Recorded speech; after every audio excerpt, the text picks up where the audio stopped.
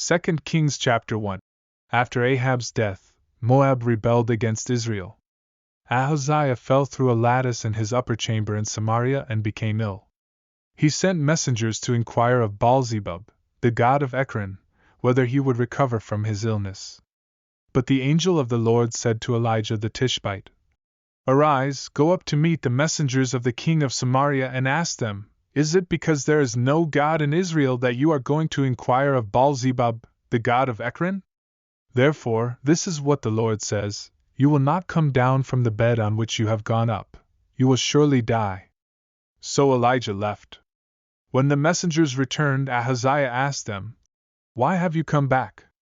They replied, "A man came up to meet us and said, 'Go back to the king who sent you and tell him, this is what the Lord says, is it because there is no God in Israel that you are sending messengers to inquire of Baal-zebub, the god of Ekron?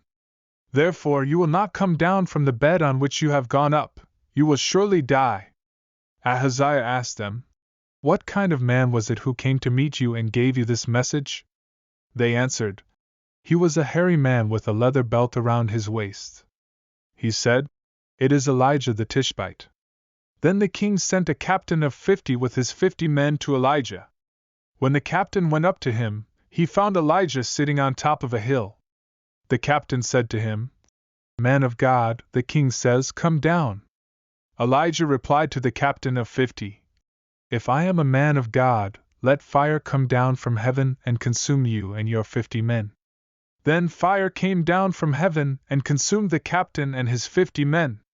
The king sent another captain of 50 with his 50 men.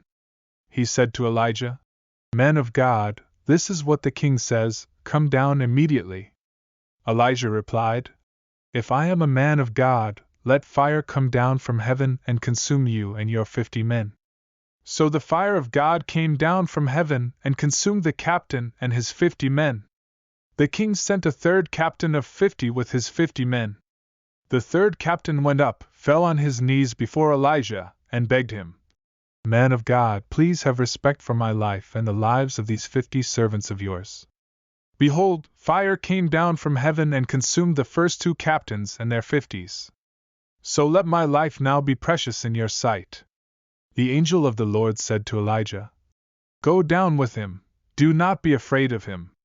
So Elijah arose and went down with him to the king. Elijah said to the king, "This is what the Lord says, because you sent messengers to inquire of Baal-zebub, the god of Ekron, is it because there is no God in Israel to inquire of his word?